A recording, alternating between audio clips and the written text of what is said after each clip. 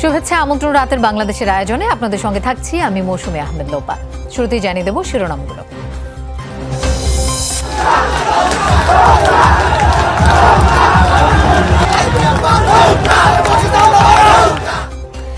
Narayanganj city নির্বাচনে আইভীর hat trick জয়। স্বতন্ত্র প্রার্থী তৈমুরকে ৬৯,০০০-এর বেশি ভোটে হারিয়ে বেসরকারিভাবে মেয়র নির্বাচিত। আমার জননেত্রী শেখ হাসিনা, আমার দলীয় নেত্রী, বঙ্গবন্ধুর কন্যা, মাননীয় প্রধানমন্ত্রী, উনি আমাকে নৌকা দিয়েছেন এবং নারায়ণগঞ্জের মানুষ তার সেই বিজয় তাকে দিয়েছে।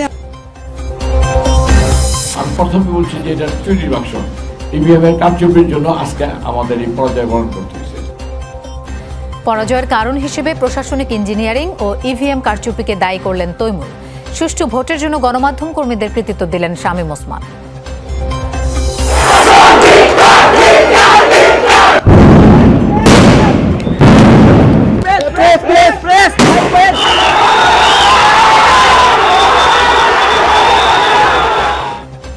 শাহজালাল বিশ্ববিদ্যালয়ে আন্দোলনরত শিক্ষার্থীদের ওপর সাউন্ড গ্রেনেড লাঠিচার্জ। অবরুদ্ধ ভিসিকে উদ্ধার। অনির্দিষ্টকালের জন্য ক্লাস পরীক্ষা বন্ধ। আবারও একদিনে ৫,০০০ ছাড়ালো করোনা আক্রান্ত। শনাক্তের হার প্রায় ১৮%। ডেল্টার সাথে যোগ হয়েছে অমিক্রন, বলছে স্বাস্থ্য অধিদপ্তর। করোনাকালে সাফল্যের সাথে পরিস্থিতি মোকাবিলা করছে সরকার। সংসদে দেয়া ভাষণে সবাইকে টিকার আওতায় আনার আহ্বান রাষ্ট্রপতির।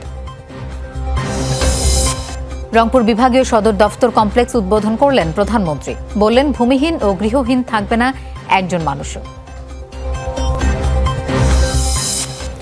এছাড়াও রাতের বাংলাদেশে আরও থাকছে। যুব বিশ্বকাপে নিজের প্রথম ম্যাচে মাত্র ৯৭ রানে অল আউট বর্তমান বিশ্ব চ্যাম্পিয়ন বাংলাদেশ। সহজ জয়ের লক্ষ্য ইংল্যান্ডের সামনে।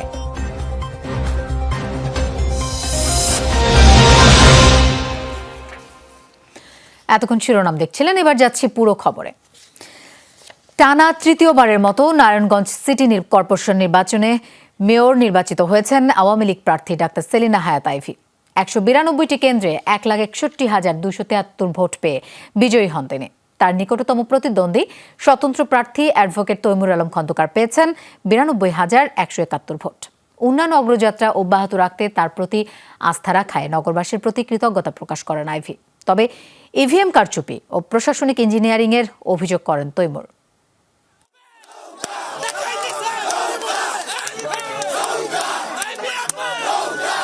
ইভিএমে ভোট গণনার শুরু থেকেই প্রায় প্রতিটি কেন্দ্রেই এগিয়ে থাকেন নৌকার প্রার্থী সেলিনা হায়াৎ আইভী। তখন থেকেই তার দেওভোগের বাসার সামনে জড়ো হয়ে উচ্ছ্বাস প্রকাশ করতে থাকেন নেতাকর্মীরা।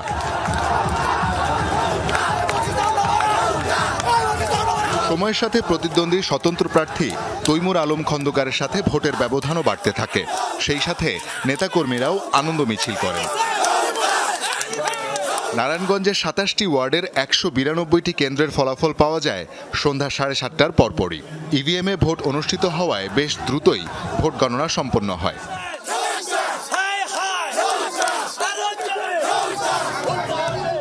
জয়লাভ করে সেলিনা হায়াৎ আইভী বলেন, ভোটার উপস্থিতি বেশি হলে ব্যবধান আরও বেশি হতো। সবচেয়ে বড় কথা হলো নিঃস্বার্থভাবে মানুষকে ভালোবেসেছি। মানুষও প্রতিবারই আমাকে রিটার্ন করেছে। আমার দল আমার প্রতি আস্থা রেখেছে। আমার নেত্রী আমাকে আস্থা এনে নৌকা দিয়েছে। নারায়ণগঞ্জবাসী তাকে বিমুখ করেনি। এই নারায়ণগঞ্জ প্রমাণিত যে এটা আওয়ামী লীগের ঘাঁটি। দেশবাসী দেখেছে, মিডিয়া দেখেছে, নারায়ণগঞ্জবাসী দেখেছে। এখানে একটা সুন্দর নির্বাচন হয়েছে। ভোট কাস্টিংটা আরো দ্রুত হলে তাহলে আরো ভালো হতো। তার নিকটতম প্রতিদ্বন্দ্বী স্বতন্ত্র প্রার্থী তৈমুর আলম খন্দকার প্রায় ৭০,০০০ ভোটের ব্যবধানে হেরে যান। তবে ফলাফলের পর ইভিএম কারচুপির অভিযোগ করেন তিনি। প্রশাসনিক ইঞ্জিনিয়ারিং এবং আমি প্রথমে বলছি যে এটা চুরির বাক্স, ইভিএমের কারচুপির জন্য আজকে আমাদের এই পরাজয় বরণ করতে হয়েছে। তবে এই আমি পরাজয় মনে করি না। নির্বাচন কমিশন জানিয়েছে, নারায়ণগঞ্জ সিটি নির্বাচনে এবার ৫০% ভোট পড়েছে। শওকত মঞ্জুর শান্ত, যমুনা নিউজ, নারায়ণগঞ্জ। নির্বাচনে জয়লাভের পর বিজয়ী মেয়র প্রার্থী ডাক্তার সেলিনা হায়াৎ আইভীর বাসভবনের সামনে তার কর্মী সমর্থকরা উৎসব করছেন।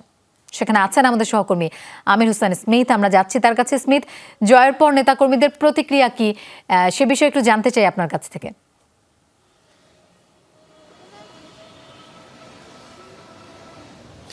লোপা, আপনি জানেন যে নারায়ণগঞ্জ সিটি কর্পোরেশনের নির্বাচনে তৃতীয়বারের মতো মেয়র নির্বাচিত হয়েছেন ডাক্তার সেলিনা হায়াৎ আইভী। তার এই বিজয়, তিনি বলেছেন যে তার এই বিজয়কে তিনি মূলত প্রধানমন্ত্রীকে কৃতজ্ঞতা প্রকাশ করেছেন, তিনি নারায়ণগঞ্জের জনতার প্রতি কৃতজ্ঞতা প্রকাশ করেছেন। তিনি বলেছেন জনতার আইভী, জনতার বিজয় হয়েছে। তার এই বিজয়কে স্থানীয় লোকজনও কিন্তু খুব ভালোভাবে দেখেছেন। তারা বলছেন যে তারা গত কয়েকদিন ধরে টানা পরিশ্রম করেছেন, সেই টানা পরিশ্রমের যে ফসল সেটি হয়েছে আজকের বিজয়। তার নেতাকর্মীরা উচ্ছ্বাসিত, তারা সকাল সন্ধ্যা থেকে কিন্তু খণ্ড খণ্ড মিছিল নিয়ে আইভীর বাড়ির দিকে আসছিলেন। তারা অনেকেই ফুল নিয়ে এসেছেন, মিষ্টি নিয়ে এসেছেন, অনেকে মিষ্টি মুখ করেছেন। তারা বলছেন যে আইভী গত 10 বছর ধরে নারায়ণগঞ্জ সিটি কর্পোরেশনের যে উন্নয়ন কর্মকাণ্ড করেছেন, তার যে স্বচ্ছ রাজনীতি, তিনি যে সমস্ত প্রতিশ্রুতি দিয়েছেন সে সমস্ত প্রতিশ্রুতি বাস্তবায়ন করেছেন, সবুজায়ন করেছেন, তার ফলশ্রুতিতেই মানুষ তার বাকে বারবার বেছে নিয়েছেন এবং তিনি বিপুল ভোটের ব্যবধানে তার প্রতিদ্বন্দ্বী প্রার্থীকে পরাজিত করে বিজয়ী হয়েছেন। লোপা। স্মিথ, আপনাকে ধন্যবাদ আমাদের সাথে যোগ দেবার জন্য। জেলা প্রশাসনের কার্যালয়ে আছেন সহকর্মী আখলাকুস সাফা। এবার তার কাছে যাচ্ছি। সাফা, হ্যাট্রিক জয়লাভ করলেন আইভী। এর আগের দুইবারের সাথে এবারের ফলাফলের ব্যবধান কেমন দেখছেন? 3017 দেয়ালঘড়ি 67। লোপা, এবারের যে ঘোষিত ফলাফল অর্থাৎ রিটার্নিং অফিসারের কাছে এখন পর্যন্ত 150টি কেন্দ্রের ফলাফল এসেছে, যদিও আমরা অনানুষ্ঠানিকভাবে 192টি কেন্দ্রের ফলাফল এরই মধ্যে আনুষ্ঠানিকভাবে স্থানীয় পর্যায়ে পেয়ে গেছেন এবং আপনি দেখছিলেন বিজয়ী প্রার্থীরা তারা কিন্তু বিজয় উল্লাসও করেছেন এবং তারা তাদের প্রতিক্রিয়াও জানাচ্ছেন। 150টি কেন্দ্রে রিটার্নিং অফিসারের কাছে আসা যে তথ্য, সেই তথ্য অনুযায়ী আনুষ্ঠানিক ফলাফল নৌকা প্রতীকে সেলিনা হায়াৎ আইভী 1,21,600 ভোট পেয়ে এগিয়ে রয়েছেন। হাতি প্রতীক নিয়ে তৈমুর আলম খন্দকার তিনি 72,440 ভোট পেয়ে তিনি নিকটতম প্রতিদ্বন্দ্বী প্রার্থী হিসেবে এখানে রয়েছেন। অন্যান্য মেয়র প্রার্থীদের মধ্যে ভোটের ব্যবধানটা অনেক বেশি। এবার যদি আপনি এবারকার যে ভোটের ব্যবধানটা দেখছেন, এই ভোটের ব্যবধানটাতে আপনি বুঝতেই পারছেন যে এই যে ব্যবধানটা সেটা আগের বার অর্থাৎ গতবার যে নির্বাচন হয়েছিল 2016 সালের নির্বাচনে, সেই ব্যবধানটাতে কিন্তু আমরা দেখেছি সেই ব্যবধানটা এর চাইতে কিছুটা কম ছিল, অর্থাৎ 79,000 ভোটের এক ধরনের একটি ব্যবধান ছিল। সেই ব্যবধানটা ছিল 2011 সালে অর্থাৎ প্রথম যে নির্বাচনে সেলিনা হায়াৎ আইভী জয়লাভ করেছিলেন 1,01,000-এর উপর ভোটের ব্যবধানে শামীম ওসমানকে হারিয়ে তিনি প্রথম সিটি কর্পোরেশনের মেয়র পদে তিনি আসেন। এর আগেও কিন্তু তিনি এইখানকার যে তখন যেটি পৌরসভা ছিল, পৌরসভার তিনি চেয়ারম্যানের দায়িত্ব পালন করেছেন টানা 8 বছর। সব মিলিয়ে 18 বছরের তার যে জনপ্রতিনিধি হওয়ার এর সঙ্গে আরো 5 বছর আজ থেকে যোগ হয়ে গেল বলা যাচ্ছে। সেখানে আপনি দেখবেন লোপা যে প্রথমবার ব্যবধান 1 লক্ষ এবং দ্বিতীয়বার 79,500, এবার কিন্তু ব্যবধানটা আরো একটু কমেছে, অর্থাৎ জয়টা যতটাই নিশ্চিত হয়েছে ব্যবধানটা ততটা কমেছে। এর মধ্যে রাজনৈতিক ফ্যাক্টরও কাজ করেছে, প্রার্থীদের বিষয়গুলো রয়েছে, সেই বিষয়গুলো নিয়ে কিন্তু এখানে এক ধরনের স্থানীয় বিশ্লেষণ চলছে, অন্যান্যরা অনেক কথা বলছেন। তবে দিন শেষে বিজয়ী সেলিনা হায়াৎ আইভী এবং তিনি তার 80% কাজ শেষ করেছেন, বাকি কাজ শেষ করবেন, নতুন অনেক প্রতিশ্রুতি দিয়েছেন, এখন তিনি কি করবেন এসব নিয়ে কিন্তু মানুষজনের মধ্যে আলোচনা কথাবার্তা চলছে। কাউন্সিলর প্রার্থীদের মধ্যে কিন্তু আগেরবার যারা ছিলেন তাদের একটি বড় অংশ এবারও তারা বিজয়ী হয়েছেন, তারা রয়ে যাচ্ছেন। লোপা। সাফা, আপনাকে ধন্যবাদ আমাদের সাথে যোগ দেওয়ার জন্য। এর আগে অনেকটা উৎসব মুখর পরিবেশেই শেষ হয় নারায়ণগঞ্জ সিটি নির্বাচনের ভোট গ্রহণ। 8টা থেকে টানা 4টা পর্যন্ত ভোট নেয়ার কথা থাকলেও কেন্দ্রের লাইনে থাকাদের ভোট 4টার পরও নিতে হয় নির্বাচন কমিশনকে। পরিবেশ নিয়ে সন্তুষ্ট হলেও ইলেকট্রনিক ভোটিং মেশিন বা ইভিএম নিয়ে কিছুটা বিড়ম্বনা ছিল ভোটারদের। সার্বিকভাবে নির্বাচন পরিস্থিতি নিয়ে সন্তুষ্ট রিটার্নিং অফিসার। নারায়ণগঞ্জ থেকে ফিরে শাকিল হাসানের রিপোর্ট। ভোটারদের এমন বিশাল লাইন ছিল নারায়ণগঞ্জের অনেক কেন্দ্রে। সকাল 8টায় 192 কেন্দ্রে একযোগে শুরু হয় ভোট। বেলা বাড়ার সাথে সাথে বাড়তে থাকে ভোটার উপস্থিতি। তারা জানান কেন্দ্রে আসতে বা বাড়ি ফিরতে কোনো সমস্যা হয়নি, কোনো বাধার সম্মুখীন হয় নাই। এলাকায় ভোটের পরিবেশ কেমন দেখছেন? খুবই ভালো, খুব সুষ্ঠু এবং কোনো সমস্যা নাই আল্লাহর রহমতে। আমারটা দেখতে পারতেছি, তারপরে নিজের ভোট নিতে এটা নষ্ট হবে না, একটা ভোটও নষ্ট হবে না। 5 লাখের বেশি ভোটারের শহর অনেকটা ভোট উৎসবে মেতেছিল রোববার। তা থেকে নিজেকে বিরত রাখতে পারেননি সংগ্রামী এই নারীও। জানালেন কেন এত কষ্ট করে এসেছেন তিনি। শাসক থেকে আছি আমি এই জায়গায় ভোটার এখন না দিয়ে তো আর কোনো উপায় নেই দিমুই। এই প্রথম সব কেন্দ্রে ভোট নেওয়া হলো ইলেকট্রনিক ভোটিং মেশিন ইভিএমে। ভোট কেন্দ্রগুলোতে নারী ভোটারদের উপস্থিতি ছিল লক্ষণীয়। তবে শুরুতে নারী এবং প্রবীণ ভোটারদের ইভিএমে ভোট দেওয়ার বিষয়ে খানিকটা সংশয় থাকলেও শেষ পর্যন্ত প্রায় সবাই ভোট দিয়েছেন খুব সহজেই। তবে অনুপস্থিতার কারণে ইভিএমে ভোট গ্রহণ হয়েছে খুবই ধীর গতিতে। 2 ঘন্টা যাবত দাঁড়ায় হয়েছি, 2 ঘন্টা দাঁড়ায় হয়েছে এই জায়গায়, লাইনে পর্যন্ত আসতে না হলে 20 জন গেছে চলে গেছে। আমরা কি করবো কোন আর কত মোবাইল নিয়ে কেন্দ্রে যাওয়া যাবে না, হঠাৎ এমন সিদ্ধান্তে বিপাকে পড়েন অনেক ভোটার। বলেন এ তথ্য আগে থেকে জানায়নি কমিশন।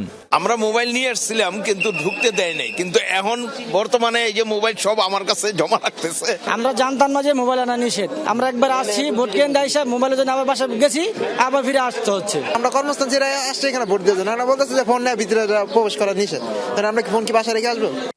সকালে বেশ কয়েকটি কেন্দ্র ঘুরে দেখেন নির্বাচন কমিশনার মাহবুব তালুকদার। বিকেলে জানান তাদের মেয়াদে এটাই সেরা নির্বাচন।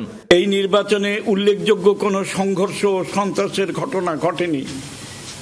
বিগত 5 বছরে যতগুলো সিটি কর্পোরেশন নির্বাচন হয়েছে, আমার বিবেচনায় আমাদের প্রথম কুমিল্লা সিটি কর্পোরেশন নির্বাচন এবং সর্বশেষ নারায়ণগঞ্জ সিটি কর্পোরেশন নির্বাচন সর্বোত্তম। 2011 সালে প্রথম নির্বাচনে প্রায় 70 ও 2016 সালে 62% ভোট পড়েছিল নারায়ণগঞ্জ সিটিতে। 2 দফায় মেয়র নির্বাচিত হয়েছিলেন ডাক্তার সেলিনা হায়াত আইভি। শাকিল হাসান, যমুনা নিউজ, নারায়ণগঞ্জ। এদিকে গণমাধ্যমের সক্রিয়তার কারণে ভোটের পরিবেশ শেষ পর্যন্ত শান্ত ছিল বলেও উল্লেখ করেন স্থানীয় সংসদ সদস্য শামীম ওসমান। শেষ সময়ে বিকেল 3:30টার দিকে আদর্শ স্কুল কেন্দ্রে ভোট দিয়ে তিনি কথা বলেন। আল্লাহর রহমতে নারায়ণগঞ্জে শান্তিপূর্ণ নির্বাচন হয়েছে। এই এগিয়ে যাওয়াটাকে স্তব্ধ করার জন্য এবং বিশেষ করে এই অগ্রগতিকে থামিয়ে দেওয়ার জন্য দেশে বিদেশে আন্তর্জাতিক মহল ব্যাপক ষড়যন্ত্রে মেতে উঠেছে। আমাদের ভৌগোলিক কারণে পরিবেশটাকে সুষ্ঠু রাখার জন্য যদি কাউকে প্রথম থ্যাঙ্কস দিতে হয়, আমি থ্যাঙ্কস দিব আমার সাংবাদিক ভাইদেরকে, থ্যাঙ্কস দিব আইন শৃঙ্খলা বাহিনীকে, থ্যাঙ্কস দিব প্রশাসনকে, নির্বাচন কমিশনকে। এদের সবাইকে আমি ধন্যবাদ জানাবো এবং আমি আশা করব যে এই নির্বাচনে অবশ্যই যাকে আমি ভোট দিয়েছি সেই নৌকা মার্কা যাতে জয়লাভ করে। নারায়ণগঞ্জ সিটি নির্বাচন অবাধ, সুষ্ঠু ও শান্তিপূর্ণ হয়েছে বলে জানিয়েছেন ইসি সচিব হুমায়ুন কবির খন্দকার। বিকেলে নির্বাচন কমিশনের ব্রিফিংয়ে তিনি আরও বলেন, নির্বাচন নিয়ে কমিশনে কেউ কোনো অভিযোগ করেনি। প্রাথমিকভাবে ধারণা করা হচ্ছে নারায়ণগঞ্জ সিটি কর্পোরেশনের নির্বাচনে প্রায় 50% ভোটার তাদের ভোট প্রদান করেছেন। সবগুলো নির্বাচনে ইভিএম এ ভোট গ্রহণ করা হয়েছে। এই জন্য খুব দ্রুতই ফলাফল পাওয়া যাবে বলে আমরা আশা করছি। আন্দোলনরত শিক্ষার্থীদের লাঠি পেটার পর অনির্দিষ্টকালের জন্য সিলেট শাহজালাল বিজ্ঞান ও প্রযুক্তি বিশ্ববিদ্যালয়ের ক্লাস পরীক্ষা বন্ধ ঘোষণা করা হয়েছে। আগামীকাল বেলা 12টার মধ্যে হল ছাড়তে হবে শিক্ষার্থীদের। আন্দোলনের মুখে পদত্যাগ করেছেন বেগম সিরাজুন্নেসা চৌধুরী হলের প্রভোস্ট জাফরিন আহমেদ লিজা। রাতে ভার্চুয়াল সিন্ডিকেট মিটিংয়ে এসব সিদ্ধান্ত নেওয়া হয়। এর আগে 3 দফা দাবি আদায়ে বিকেলে উপাচার্যকে অবরুদ্ধ করে শিক্ষার্থীরা। পরে শিক্ষার্থীদের লাঠিপেটা করে উপাচার্যকে বের করে বাসভবনে নিয়ে যায় পুলিশ। শিক্ষার্থীদের আন্দোলন ঘিরে দিনভরই থমথমে ছিল ক্যাম্পাস। উপাচার্য ফরিদউদ্দিন আহমেদ তার কার্যালয় থেকে বের হলে আন্দোলনকারীদের ক্ষোভের মুখে পড়েন। এ সময় দৌড়ে আইসিটি ভবনে আশ্রয় নেন তিনি। এরপরই ছড়িয়ে পড়ে উত্তেজনা। উপাচার্যকে অবরুদ্ধ করে রাখে শিক্ষার্থীরা। ঘণ্টা দেড়েক পর পুলিশ সাথে নিয়ে শিক্ষক কর্মকর্তারা তাকে বের করে আনতে যান। শিক্ষার্থীদের অভিযোগ, বিনা উস্কানিতে তাদের উপর হামলা চালায় পুলিশ, লাঠিপেটা করে তাদের ছত্রভঙ্গ করে দেয়। এ সময় একপাশে অবস্থান নেয় ছাত্রলীগের নেতাকর্মীরা। প্রভোস্টের দুর্ব্যবহার অব্যবস্থাপনার জন্য আমরা শান্তিপূর্ণ আন্দোলন করছিলাম, কিন্তু অতর্কিতভাবে আমাদের উপর লাঠিচার্জ করা হয়। আপনারা আউটসাইডার এসে আমাদের গায়ে কেন গুলি চালাবে?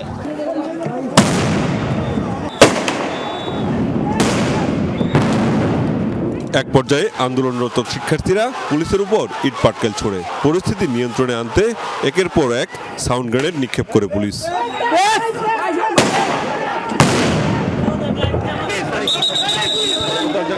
শিক্ষার্থীরা পিছু হটলে ভিসিকে বের করে বাসভবনে নিয়ে যায় আইন শৃঙ্খলা রক্ষাকারী বাহিনী। তাদের দাবি আন্দোলনকারীরাই পুলিশের উপর চড়াও হয়। শিক্ষকরা গিয়েছেন, শিক্ষিকারা গিয়েছেন, এখানকার যারা কর্মচারী বসে তারাও গিয়েছেন, কারো কথা শোনে তারা টিচারদের উপরে, শিক্ষিকাদের উপরে তারা চড়াও হয়েছে। পরবর্তীতে আমরা শিক্ষকদের পেছনে ছিলাম, আমাদের উপরে চড়া হয়েছে। আহতদের নগরীর বিভিন্ন হাসপাতালে ভর্তি করা হয়েছে। তাদের মধ্যে কয়েকজনের অবস্থা গুরুতর বলে জানিয়েছেন চিকিৎসকরা। 2-4 জনের অবস্থা একটু খারাপ, বাদ বাকি মোটামুটি বিভিন্ন ধরনের ইনজুরি আছে। কারো গান শট ইনজুরি আছে, কারো এমনি ব্লান্ট ইনজুরি আছে, কারো শার্প কাটিং আছে। অনাকাঙ্ক্ষিত ঘটনার পর ভার্চুয়াল সিন্ডিকেট বৈঠকে অনির্দিষ্টকালের জন্য ক্লাস পরীক্ষা বন্ধ ঘোষণা করা হয়। সোমবার দুপুরের মধ্যে শিক্ষার্থীদের হল ছাড়ার নির্দেশ দেওয়া হয়। অনির্দিষ্টকালের জন্য আমরা বলবো যে আপনার আমাদের ক্লাস এবং পরীক্ষা আপনার বন্ধ থাকবে এবং আপনার ওই যে আগামীকাল দুপুর 12টার মধ্যে শিক্ষার্থীদেরকে হলটা ভ্যাকেট করে দিতে হবে। শাহজালাল বিজ্ঞান ও প্রযুক্তি বিশ্ববিদ্যালয়ের বেগম সিরাজুন্নেসা চৌধুরী হলের প্রভোস্ট বডির পদত্যাগ সহ 3 দফা দাবিতে কয়েকদিন ধরে আন্দোলন করে আসছে হলের শিক্ষার্থীরা। মাহবুব রহমান রিপন, যমুনা নিউজ, সিলেট। রংপুর বিভাগে এখনো কেউ ভূমিহীন আছে কিনা তা খুঁজে বের করার নির্দেশ দিয়েছেন প্রধানমন্ত্রী শেখ হাসিনা। তিনি বলেন, প্রয়োজনে জমি কিনে ঘর করে দেয়া হবে। সকালে রংপুর বিভাগীয় সদর দফতর কমপ্লেক্স ভবনের উদ্বোধন অনুষ্ঠানে একথা বলেছেন প্রধানমন্ত্রী শেখ হাসিনা।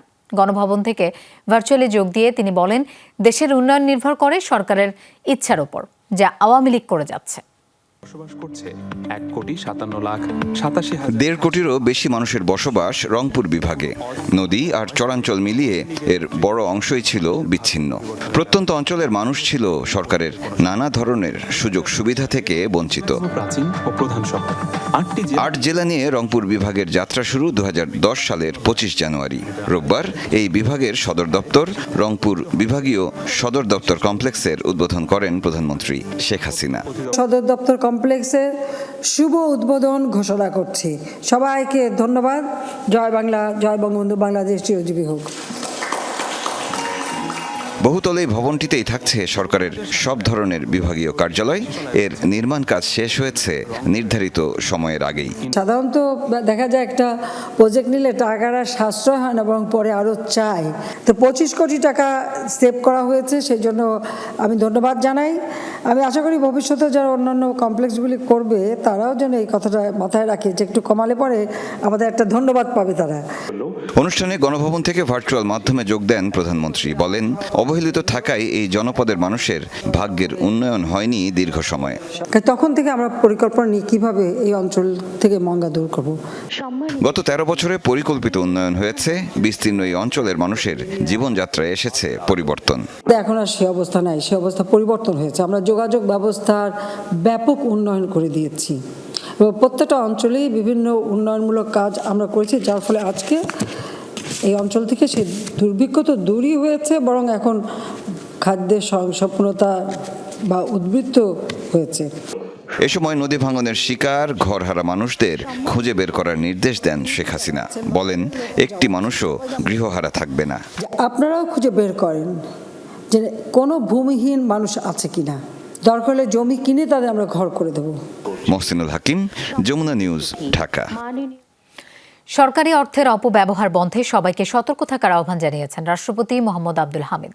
জাতীয় সংসদে দেয়া ভাষণে তিনি বলেন, সরকারি সকল কাজে জনগণের যথাযথ অংশগ্রহণ নিশ্চিত করতে হবে। স্বচ্ছতা ও জবাবদিহিমূলক সুশাসন প্রতিষ্ঠা করতে হবে।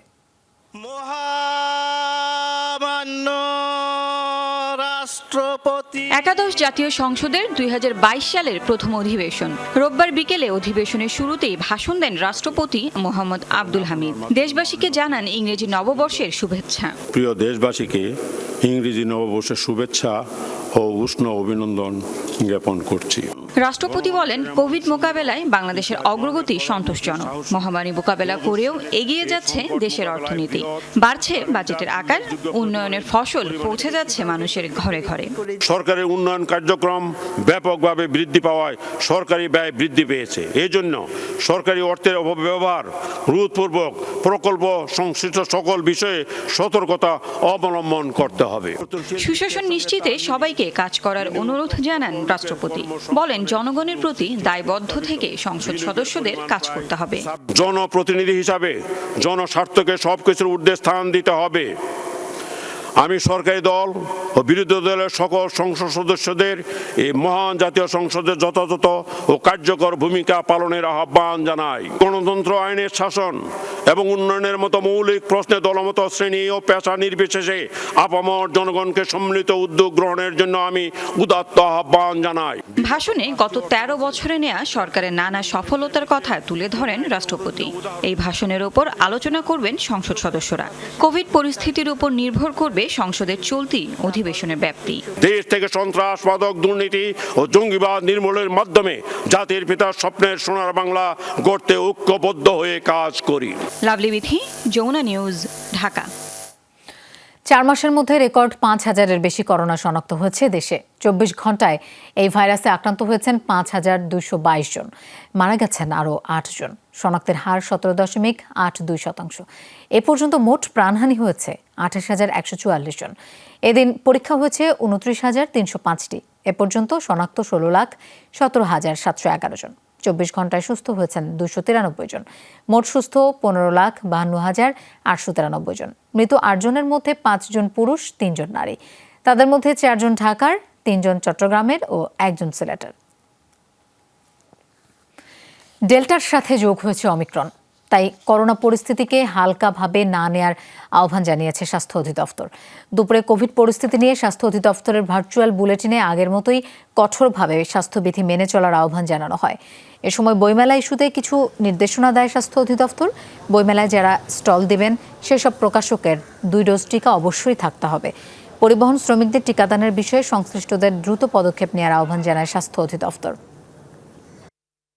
গত 7 দিনে শনাক্ত হয়েছেন 20,280 জন রোগী, যেটি পূর্ববর্তী সপ্তাহের তুলনায় 13,980 জন বেশি।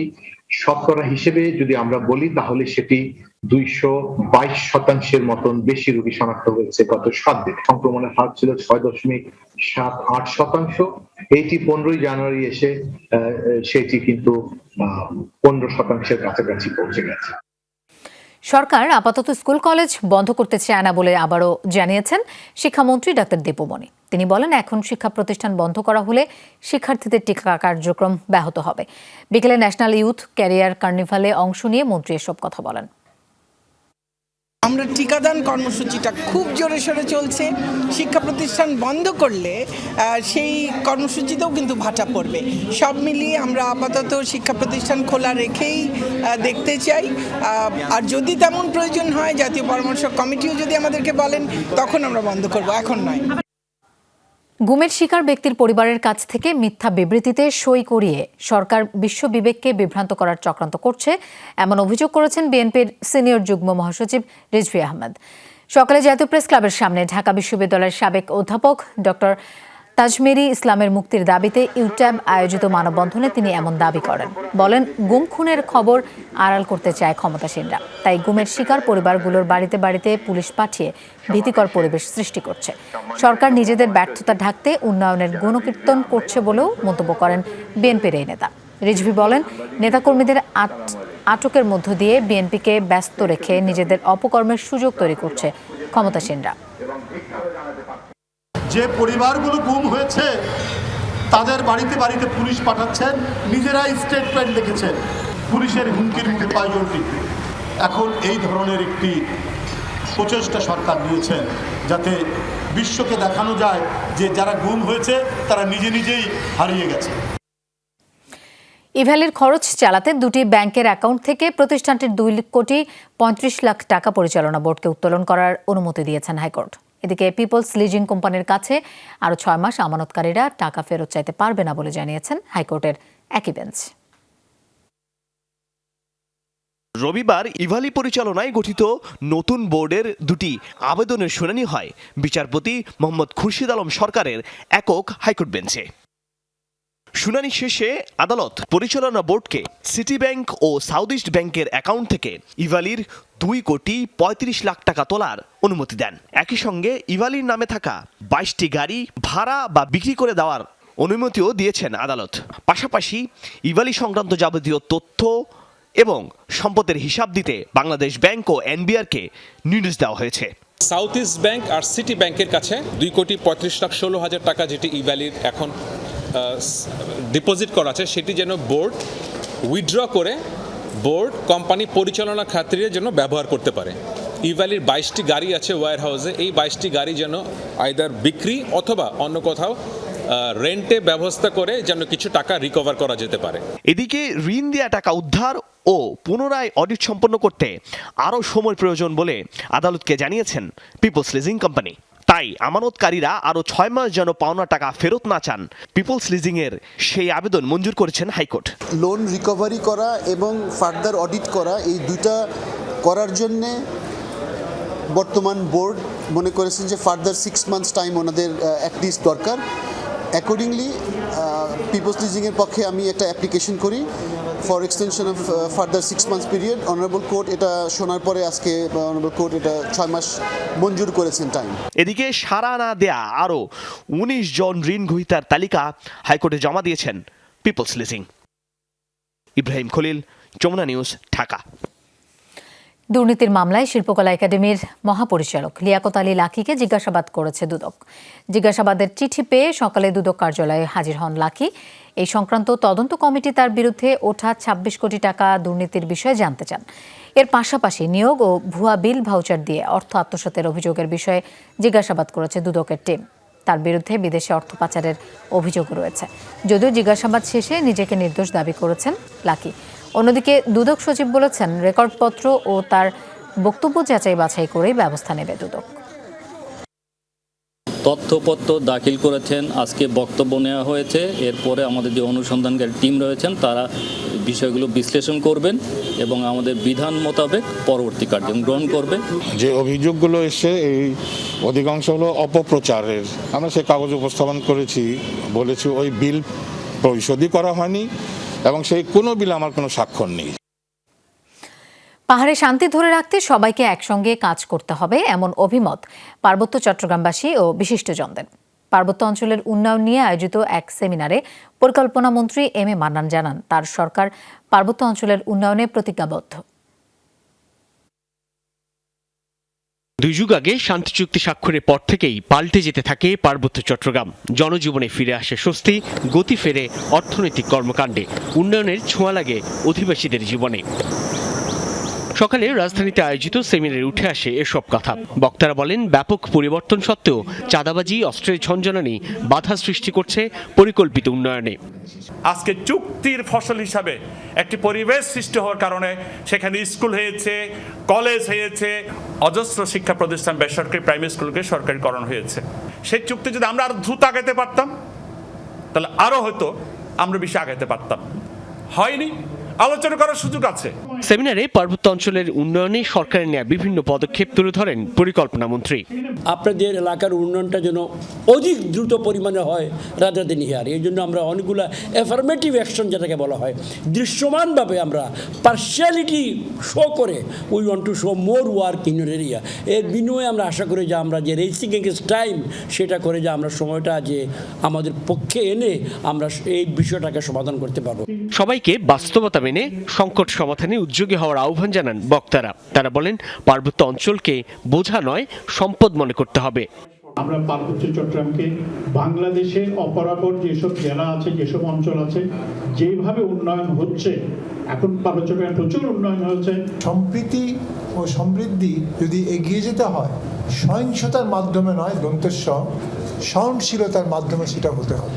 সবাই মিলে যদি আমরা একত্রিত হয়ে কাজ করি, যেমন সিঙ্গাপুর একটা গুরুত্বপূর্ণ দেশ, পার্বত্য চট্টগ্রাম পুরো এলাকাটা একটা গুরুত্বপূর্ণ একটা পরিস্থিতি হবে। উন্নয়নের সুফল পেতে শান্তি চুক্তির পূর্ণাঙ্গ বাস্তবায়নের তাগিদ দেন বক্তারা। আহ্বান জানান সব পক্ষকে একসাথে কাজ করার। যমুনা নিউজ, ঢাকা। বাংলাদেশ সুপ্রিম কোর্টের সবচেয়ে প্রবীণ আইনবিদ ও দেশ বরেণ্য ব্যক্তিত্ব বিচারপতি তাফাজুল হোসেন খান মারা গেছেন। ইন্না লিল্লাহি ওয়া ইন্না ইলাইহি রাজিউন। রোববার বিকেলে রাজধানীর একটি হাসপাতালে চিকিৎসাধীন অবস্থায় মৃত্যুবরণ করেন তিনি। গুরুতর অসুস্থ অবস্থায় রোববার ভোরে হাসপাতালে ভর্তি করা হয়। তিনি বার্ধক্যজনিত জটিলতা সহ নিউমোনিয়ায় ভুগছিলেন। 1995 সালে তিনি এশিয়া জোন থেকে আন্তর্জাতিক অপরাধ আদালত রুয়ান্ডা ট্রাইব্যুনালের বিচারপতি নির্বাচিত হন। 1999 সালের 19 জুন পর্যন্ত জাতিসংঘের আন্ডার সেক্রেটারি জেনারেল পদে বিচার কাজ পরিচালনা করেন তিনি। এরপর দেশে ফিরে আবারও আইন পেশা শুরু করেন। আগামীকাল সুপ্রিম কোর্টে তার জানাজা অনুষ্ঠিত হবে। করোনা প্রতিরোধে ভুয়া টিকা এবং সনদ দেওয়ার অভিযোগে গ্রেফতার হলো ইতালির এক নার্স। শনিবার পালেরমো শহরে তাকে গৃহবন্দী করা হয়। ফিয়েরা দেল মেদিতার্নো স্বাস্থ্যসেবা কেন্দ্রে কর্মরত ওই নারী এক দম্পতিকে ভুয়া ভ্যাকসিন প্রদানের সময় ধরা পড়েন। গোপন ক্যামেরায় ধারণকৃত ভিডিওতে দেখা যায় অর্থের বিনিময়ে নার্স ইনজেকশন দিচ্ছেন ওই দম্পতিকে, কিন্তু সিরিঞ্জে করোনার প্রতিষেধক ছিল না। গেল সপ্তাহেই দেশটির আনকোনা শহর থেকে এক পুরুষ সেবককে গ্রেফতার করে পুলিশ। তার বিরুদ্ধে অন্তত 50 জনকে ভুয়া টিকা এবং সনদ প্রদানের অভিযোগ রয়েছে। স্বাস্থ্যসেবার নামে সরকারের সুনাম নষ্টের অপকর্ম রুখতেই নজরদারি বাড়িয়েছে নিরাপত্তা বাহিনী।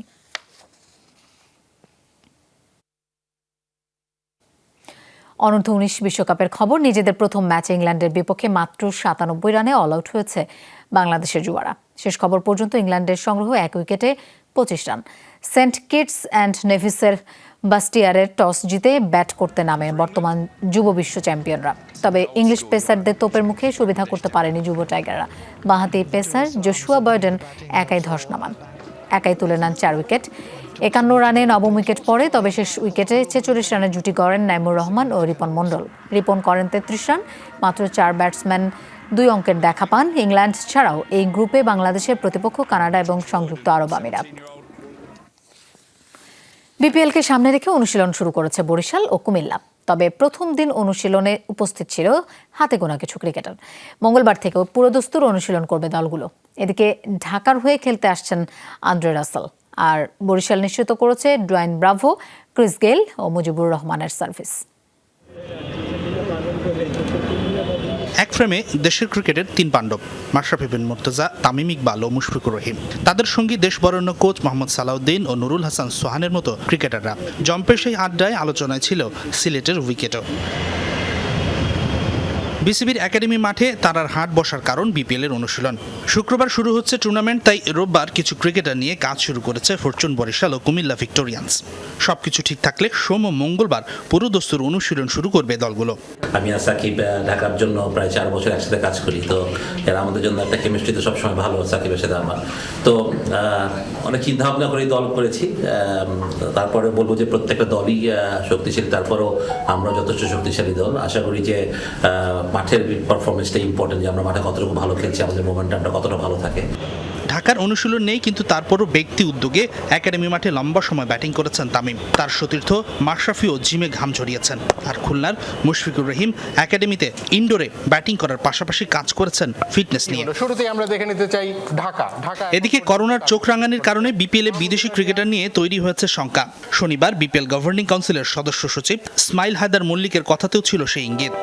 কিন্তু ইতিমধ্যেই বরিশাল নিশ্চিত করেছে ডোয়াইন ব্রাভো, জেক লিন্টট আসছে 17 জানুয়ারি, আলরাজিজ জোসেফ 19, ক্রিস গেইল 22 আর মুজিবুর রহমান আসবে 26 জানুয়ারি। ঢাকা নিশ্চিত করেছে আন্দ্রে রাসেলের আগমনের কথা। চট্টগ্রাম চ্যালেঞ্জার্স পাচ্ছে রায়াত এমরিথ, বেনি হাওয়েল, চ্যাটউইক ওয়ালটনদের। সিলেটের হয়ে খেলতে আসবেন কেস্ট্রিক উইলিয়ামস, কলিন ইনগ্রাম।